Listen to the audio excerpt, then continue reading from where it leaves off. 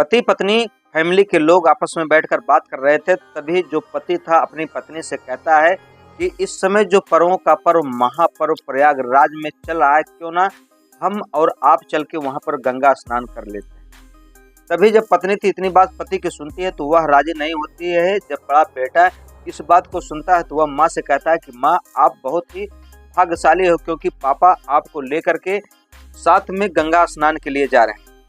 आपको भी गंगा स्नान करना चाहिए, क्योंकि प्रयागराज में करोड़ों श्रद्धालु आके गंगा का स्नान कर रहे हैं और अपने जीवन को पावन सुखमय बना रहे हैं। बेटे के कहने के बाद जो माँ थी वह तैयार हो जाती है और अपने पति के साथ प्रयागराज में चली आती है। पति और पत्नी दोनों नहाते हैं। नहाने के बाद जब सूर्य को अर्घ्य देते हैं तो उस समय जो पति था वह एक वीडियो बनाता है और वीडियो बनाने के बाद सोशल मीडिया पर वायरल करता है। लोग उसमें काफ़ी अच्छे कमेंट करते हैं, क्योंकि लोग दुआएं देते हैं कि आप दोनों की जोड़ी ईश्वर सदा सदा के लिए सलामत रखे। दोस्तों, लेकिन मौका पाकर वही पत्नी एक रूम में ले जाकर के अपनी पत्नी की चाकुओं से गोद कर हत्या कर देता है और हत्या करने के बाद अगले दिन अपने बेटे को फोन करता है कि बेटा, तुम्हारी माँ खो गई है और मैं उसे काफ़ी देर से खोज रहा हूँ, लेकिन वह मुझे कहीं मिल नहीं रही है। तो बेटा जो था वह कहता है कि पापा, आपको घबराने की बात नहीं, क्योंकि माँ पढ़ी लिखी है, समझदार है। आप जाके पुलिस की जो सहायता केंद्र बना हुआ है वहाँ पर जाके इसकी सूचना दे दीजिए। लेकिन सुबह से शाम हो जाती है। जब बेटा सोचता है कि माँ मिल ही जाएगी, बेटा अपने काम में बिजी हो जाता है। शाम की ट्रेन पकड़ के जो पिता था वह वापस अपने घर वापस चला जाता है। जब बेटा पूछता है कि माँ कहाँ है तो पिता बोलता है कि माँ तो हो सकता है कि आ गई हो, मैं तो यही सोचा कि उसका कहीं पता नहीं लग रहा है, वह ट्रेन पकड़ के वापस आ गई होगी। दोस्तों, तभी बेटा पुनः वापस जब आता है प्रयागराज अपनी माँ को ढूंढने के लिए, तो वहाँ पुलिस अधिकारियों से बात करता है और उस अधिकारियों से बातचीत करने के बाद उसको पता लगता है कि उसकी माँ की हत्या हो गई है और हत्या करने वाला कोई दूसरा नहीं बल्कि उसका पिता है, जो कि अपनी पत्नी को लेकर के प्रयागराज में आया हुआ है। दोस्तों, जब यह कहानी आप भी पूरी सुनेंगे तो आप भी सोचने पर मजबूर हो जाएंगे। एक पत्नी जो कि लम्हों से काफ़ी लंबे अरसे से एक पति की सेवा कर रही थी, पति के साथ रह रही थी, वह पति अपनी पत्नी की इस तरीके से हत्या कैसे कर सकता है, विश्वास की डोरी कैसे तोड़ सकता है। तो आइए जानते हैं कहानी शुरू से लेकर आखिर तक। नमस्कार, प्रणाम, मैं मोनू भारद्वाज हृदय तल की गहराइयों से आपका हार्दिक स्वागत करता हूं। दोस्तों, अगर आप चैनल पर नए विजिट कर रहे हैं तो चैनल को सब्सक्राइब करें, दोस्तों में शेयर करें। जो आज की सच्ची घटना लेकर दोस्तों, यह घटना है राजधानी दिल्ली के त्रिलोकपुरी का रहने वाला अशोक, जिसकी उम्र 50 साल, पत्नी मीनाक्षी देवी जिसकी उम्र है 45 साल। दोस्तों, जो अशोक था वह नगर निगम में सफाई कर्मी का काम करता है और वह अपनी पत्नी को लेकर के बात करता है 17 फरवरी को। 17 फरवरी को जब अपने परिवार में बैठकर बातें करता है तो कहता है क्यों ना हम सब प्रयागराज चलें और प्रयागराज में गंगा जी का स्नान करने के बाद अपने जीवन को धन्य बनाएं, क्योंकि लाखों नहीं बल्कि करोड़ों श्रद्धालु यहाँ पर आ रहे हैं। जब पत्नी उसकी बात नहीं सुनती तो बड़ा बेटा जो था, जिसका नाम होता है अश्विनी कुमार, उम्र 24 साल, वह कहता है कि माँ, आप बहुत ही भाग्यशाली हैं जो कि पिताजी के साथ जा रही हैं गंगा स्नान करने। अशोक कुमार अपनी पत्नी को लेकर के प्रयागराज पहुंचता है और 18 फरवरी को प्रयागराज पहुंच जाता है। वहां पर गंगा स्नान करता है। गंगा स्नान करने के बाद वह एक वीडियो सोशल मीडिया पर वायरल करता है और लोगों की भरपूर उस पर कमेंट आते हैं सार्थक, और लोग कहते हैं कि आप दोनों की ईश्वर की कृपा है कि आप दोनों साथ में हैं और आप दोनों का जीवन ऐसे ही सुखमय बना रहे। लेकिन दोस्तों, 19 फरवरी की सुबह लगभग 8:30 से 9 बजे का समय रहा होगा कि अशोक कुमार अपने बेटे को फोन करता है और कहता है कि बेटा, तुम्हारी माँ कहीं खो गई है, मैं बहुत परेशान हूँ। उसको ढूंढ करके चारों तरफ देख लिया लेकिन उसका कहीं अता पता नहीं लगता। तब जो बेटा अश्विनी था वह कहता है कि पापा, आपको घबराने की बिल्कुल जरूरत नहीं, क्योंकि माँ पढ़ी लिखी हैं, वह अभी आपको मिल जाएंगी। ऐसा काम करिए कि आप तुरंत पुलिस का जो सहायता केंद्र बना हुआ है, आप वहां पर जाके माँ की कंप्लेन कर दीजिए, माँ निश्चित तौर पे अभी आपको मिल जाएंगी। दोस्तों, सुबह से शाम होने को आ जाती है। तभी जो बेटा था वह अपने काम में बिजी हो जाता है, लेकिन वह जब दोबारा फोन करने की कोशिश करता है तो पिता का जब फोन था वह स्विच ऑफ जाता है। थोड़ी ही देर बाद जो पिता था वह अपने घर राजधानी दिल्ली में पहुंच जाता है। बेटे को देखता है और कहता है, बेटा तुम्हारी माँ कहाँ चली गई? बेटा कहता है कि माँ तो अभी आई नहीं। तब पिता जो था वह कहता है कि तुम्हारी माँ को मैं ढूंढते ढूंढते परेशान हो गया, लेकिन तुम्हारी माँ मुझे मिली नहीं। पुलिस के लोग भी मेरे साथ काफी खोजबीन किए, लेकिन वह मिली नहीं। मुझे ऐसा लगा कि हो सकता है ट्रेन पकड़ के तुम्हारी माँ चली आई हो, इस नाते मैं वापस आ गया। तभी कुछ समय बीतता है। बेटा विचार करता है कि क्यों ना मैं खुद जाकर अपनी माँ को ढूंढूं। वह ट्रेन पकड़ के 20 फरवरी को प्रयागराज पहुंच जाता है और अपनी माँ का फोटो लेकर के इधर उधर ढूंढने लगता है।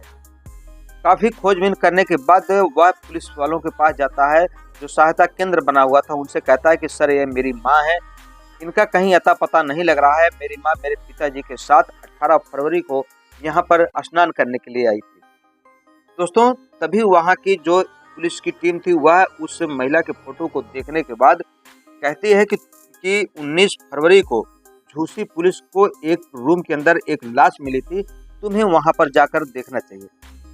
दोस्तों, जब इतनी बात अश्विनी सुनता है तो थर-थर कांपने लगता है, रोने लगता है कि कहीं मेरी माँ की ही लाश ना। तब वह जब जाता है झूसी पुलिस के पास तो झूसी की जो पुलिस की टीम थी वह उस अश्विनी को लेकर के पोस्टमार्टम का जो रूम था वहां पर लेके जाती है। वहां पर ले जाने के बाद जहां लाश को रखा जाता है, जब उसमें दिखाया जाता है तो वह लड़का फूट फूट कर रोने लगता है। कहता है, सर, ये मेरी माँ है, लेकिन मेरी माँ की हत्या किसने किया? तब पुलिस की जो टीम थी वह बताती है कि तुम्हारी माँ की लाश एक रूम के अंदर पाई गई थी, जो कि चाकुओं से गोद गोद करके बहुत ही बेरहमी से हत्या की गई थी। तब अश्विनी बताता है कि मेरी माँ तो मेरे पिताजी के साथ आई थी और इनका ही हत्या करने वाला कौन हो सकता है, मुझे इसका कोई अंदाजा नहीं। तब पुलिस की टीम कहती है कि तुम अपने पिता के बारे में पूरी तरह डिटेल बताओ। यह पूरी तरीके से हत्या प्लान के तहत की गई है और हत्या करने वाला कोई दूसरा नहीं बल्कि तुम्हारा पिता ही है। अश्विनी कुमार अपनी पूरी डिटेल जो पिताजी की थी वह पुलिस वालों को देता है। तब पुलिस की टीम जो थी वह कहती है कि ऐसा करो कि आप अपने पिता को फोन करो और उनसे कहो कि आप जल्द से जल्द प्रयागराज आ जाओ। यहाँ पर हम और आप मिल करके माँ को ढूंढते हैं, क्योंकि अगर आप रहेंगे मेरे साथ में तो मेरा साहस बना रहेगा। उनकी बातों में जिस प्रकार से पुलिस वालों ने उस अश्विनी कुमार को बताया था, समझाया था, ठीक उसी प्रकार से अश्विनी ने अपने पिता को फोन किया और फोन करने के बाद अशोक उसकी बातों में आ जाता है और वह तुरंत गाड़ी पकड़ता है और यहाँ पर प्रयागराज में आ जाता है। प्रयागराज आने के बाद पुलिस की टीम पहले से सतर्क बनी हुई थी। टीम बना करके उससे अशोक का इंतजार कर रही थी। जैसे ही अशोक आता है तुरंत उसको गिरफ्तार कर लिया जाता है। दोस्तों, गिरफ्तार करने के बाद एसएचओ उपेंद्र प्रताप से जब मां के विषय में बातचीत की जाती है तब वह अशोक कुमार बताता है कि दरअसल मैंने ही अपनी पत्नी का खून किया। जब खून की वजह सामने आती है तो हर कोई दंग रह जाता है। वह बेटा भी दंग रह जाता है कि मेरे पिता ने ऐसी घिनौनी हरकत करके मेरी माँ की हत्या कर दी। दरअसल वह बताता है कि मैं नगर निगम में सफाई कर्मी का काम करता हूँ, कर्मचारी हूँ। वहीं पर रहने वाली एक महिला से मेरा प्रेम प्रसंग चल रहा है, जिसकी खबर मीनाक्षी को हो जाती है और मीनाक्षी आए दिन मुझसे झगड़ा लड़ाई करने लगती है। मैं बहुत परेशान था कि आखिर मीनाक्षी से मैं पीछा कैसे छुड़ाऊं। तभी मैंने न्यूज़ पेपर में और न्यूज़ों में अक्सर यह देखा कि प्रयागराज में आए दिन कोई ना कोई खो जा रहा है, ना जाने भगदड़ में कितने लोग मर गए।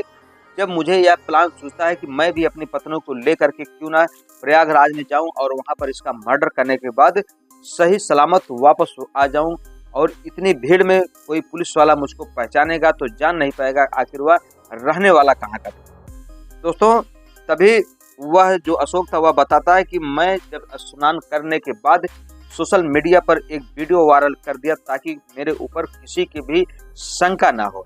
इस नाते मैंने एक रूम का इंतजाम किया। रूम के लिए मुझे किसी दलाल की जरूरत थी। तभी मुझे सुरेंद्र बिंद नाम का एक लड़का मिला जो कि बताता है मेरी मौसी का एक घर है और घर का जो मालिक है वो संजय भैया हैं। अगर आप उनसे बात करें तो आपको एक दिन के लिए रूम मिल सकता है, लेकिन रूम की कीमत होगी एक रात की 1000। जब मैं इतनी बात सुनता हूं तो मैं तुरंत संजय से संपर्क करता हूं और संजय के यहाँ जाता हूं और वहां पर कोई आधार कार्ड, कोई आइडेंटिटी नहीं लगती, इस नाते कोई आइडेंटिटी ना लगने की वजह से मैं अपनी पत्नी को उस रूम में लेके जाता हूँ और जब मेरी पत्नी पास रूम करने के लिए जाती है तभी मैं पीछे से जाता हूँ और चाकुओं से गोद गोद कर उसकी हत्या कर देता हूँ। फिर आकर के इत्मीनान से सो जाता हूँ। सोने के बाद सुबह होने से पहले ही मैं वहाँ से निकल जाता हूँ, क्योंकि अगर मैं वहाँ से निकलूंगा नहीं तो पुलिस की टीम जब आएगी तो वह मुझे गिरफ्तार कर लेगी। दोस्तों, जब इतनी बात तो उसका बेटा अश्विनी सुनता है तो वह बिल्कुल परेशान हो जाता है। अपने पिता की तरफ देख देख कर रोने लगता है। कहता है कि पापा, आपने यह क्या कर दिया? अगर आपको उस महिला के साथ रहना ही था तो आपने माँ को मौत के घाट क्यों उतारा? माँ की आपने हत्या क्यों की? दोस्तों, हालांकि अब जो अशोक है वह पुलिस कस्टडी के अंदर है। उसको पुलिस की टीम ने अपने ही पत्नी के जुर्म में, कत्ल करने के जुर्म में जेल भेज दिया है। दोस्तों, अब वह पति जो अपनी प्रेमिका को पाने के लिए अपने ही धर्म पत्नी की हत्या कर देता है, अब वह सलाखों के पीछे है। उसकी जमानत भविष्य में कब होगी, वह अपनी प्रेमिका से मिल पाएगा कि नहीं मिल पाएगा, ये आने वाला वक्त बताएगा। लेकिन दोस्तों, जो पति पत्नी का पावन रिश्ता होता है, उस पावन रिश्ते में एक प्रेमिका आती है और दरार बन जाती है। दरार इतनी ज्यादा हो जाती है कि एक पत्नी को अपनी जान दे करके इसकी कीमत चुकानी पड़ती है। हालांकि वह जो अशोक था अपनी पत्नी की हत्या किया एक प्रेमिका के लिए। आप इस कहानी के विषय में अपनी कमेंट में अपनी राय अवश्य भेजें कि उसने सही किया या गलत किया और उस अशोक को कैसी सजा कानून के द्वारा मिलनी चाहिए। दोस्तों, हमारी कहानी कहने का उद्देश्य किसी के दिल को ठेस पहुंचाना नहीं, बल्कि आपको सतर्क करना है, आपको सतर्क करना, आपको जागृत करना है। तो मिलते हैं आपसे किसी अन्य वीडियो में। तब तक के लिए अपना ख्याल रखें। जय हिंद, जय भारत, हर हर महादेव।